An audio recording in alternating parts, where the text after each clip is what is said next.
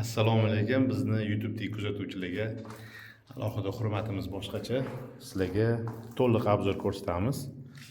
Bu obyektimiz 650 kvadratdan oshiq. Bundan tashqari basseyn zonasi bor, spa zonasi bor. To'g'ridan to'g'ri birinchi bo'lib kotelniga kiramiz. Bu yerda apressovka qilib qo'yilgan. Apressovkani 4 davleniya berganmiz. Issiq suv, sovuq suv, to'pli pollarni hammasini davleniya berib qo'yganmiz mana. 4 davrina turibdi bu yerda. Bu yerda mana ikkinchisi. 4dan sal tushgan. Sal tushishi bu normal holat. 0 ga tushib ketsa, demak utechka bor deb gumon qilsa bo'ladi. Mana shu holatda turbalarning hammasi yig'ib olib kelib qo'yilgan. Hozircha flomasterda markirovka qilinganda, mana ikkinchi etaj, birinchi etaj deb yig'ib mana shu joyda kotolxona bo'ladi. Kotolxona talablari bo'yicha turbalar dimoxodlar qoldirilgan. Bu yerda tashqaridan vxod bor. Xo'sh, turbalar bu yerda SPK dan foydalanilyapti. Turkiya mahsuloti mana. Xo'sh, bu kollektor orqasidagi panellar, turba izolyatsiya ortib qolganlari. Mana shu turbalarni mana shu joyiga, ustiga burasida yumshoq дорожный setka temirli emas, iloji bo'lsa nержавейкаdan yoki atsinkovkali narsani tashlab, keyin stashka qilish kerak. Bu xonalar komnatli termostat bo'lganligi sababli to'pli pol turbalarimiz mana shunaqa holatda ketyapti. Ya'ni hammasi izolyatsiyada ketadi. Mana shunaqa holatda izolyatsiya bo'lib keladi. Keyin bu yerdan to'pli bo'lib tarqaydi. Uni komnatli termostat orqali boshqariladi mana shu. Bu ikkita turbani o'rtasiga qo'yilishi kerak. Mana bu yoqda ham yorug'roq joyda ko'rsataman. Turbalar keldi, tarqaldi. Xo'sh, komnatli termostat odatda 10 qo'lda bo'ladi. Atelar balandligi 150 dan 160, 170 gacha bo'ladi. Biz ortig'i bilan qoldirganmiz. Bundan tashqari mana pastini ozgina shtraba qilinganda bu yoqqa olib kelib qo'yilgan. Nima sababdan shtrabani tepaga olib chiqilmagani? Uy egasi bu yerga eshikni obnalichkasi, chiroqlarni qo'yadigan bo'lsa, buni sal bundan o'ngroq yoki chaproq qaytarib olsa bo'ladi. Shu sababli tepagacha olib chiqilmaydi. Zinani atrofi har doimgidek ozgina zazor qoldiriladi. To'pli pol turbalari ham o'sha Turkiyaning SPK degan kompaniyasiniki PERT turbalardan foydalanganmiz bu yerda. Bunaqa holatda ko'p qoldirish mumkin emas, iloji boricha apressovka qilingandan keyin 1 kun 2 kun turib sразу stashka qilib tashlash kerak. Mana shunaqa skobalarni ham bunaqa qilib chiziq qilib, to'g'ri qilib qotirishibdi yigitlar. Bunaqa qilib hammasini idealni qilib. Asaf, mana gidroparizolyatsion plyonka kerak bo'lsa 99 833 27 37 ga murojaat qilasizlar. Mana shu yerda SPK deb yozib qo'yilgan mana SPK turbalari bemalol foydalanaverasizlar.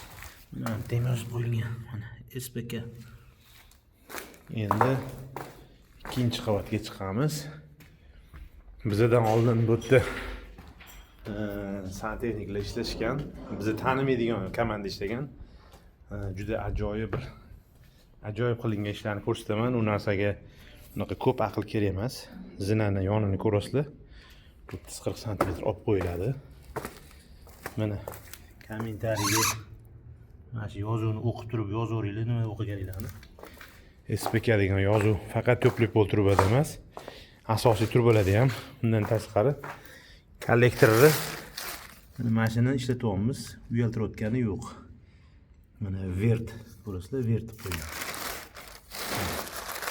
Buni bunaqa yopib qo'yishimizning sababi ham maylarlar ertaga ishlaganda oqarib dabdalasi chiqib ketmasligi uchun shuni ishlatyapmiz. Salafanlar bilan o'rab qo'yilyapti. Mana bu yerda sanuzilga kirayotganda avariyni kran, issiq suv, sovuq suv shu joyga kiradi, bu joydan keyin tarqaladi. Bu yoq tomonda avariya bo'lsa, o'chirib turib, bemalol yoqib ishlatish uchun. Mana shunaqa holatda. Unitaz, umvalnik, dush. Shaxtalarimiz tepaga chiqib ketyapti. Kanalizatsiyalar hammasi shum izolyatsiya qilingan. Bu joyda kravat o'rni olib tashalgan. Bu yoqda yana bir garderobni, ya'ni kiyim-kechaklarni almashtiradigan xona. Mana bu yoqda shum izolyatsiya qilingan turbalar. Обязательно 2 etajga bitta dona reviziya qoldirish kerak kamida. 2 etajda bitta reviziya. Xonaga kirayotgan turba mana shu joygacha izolyatsiyada kelgan. Bu yoqda ham mana komnatni termosatga moslashgan. Turbalar yurayotganda mana shunaqa ochiq bo'ladi. Yopib, keyin mana shunaqasi ketadi. Luchovoy turbaniki mana. Yana bitta narsani aytib ketaman. Kranlar har doim salafan paket bilan o'raladi, ustidan keyin skotchlab qo'yiladi. Bu ham o'sha radiator kranni saqlanishiga olib keladi. Endi eng qizig'i ikkinchi etajga chiqamiz. Sababi ikkinchi etajda qilingan ishda bir ikkita xatolarni ko'rsataman. Bizdan oldin kelib ishlagan yigitlarni. Zinadan zinaga chiqayotgan joyga radiator qo'yishadi ba'zida. Men qo'yishni tavsiya bermayman. Mana bu yerda istiraba qilib bizni radiator qo'ymoqchi bo'lishgan. Endi bu yerda oyna prolet juda katta bo'lganligi uchun shunaqa qilishmoqchi bo'lishgan.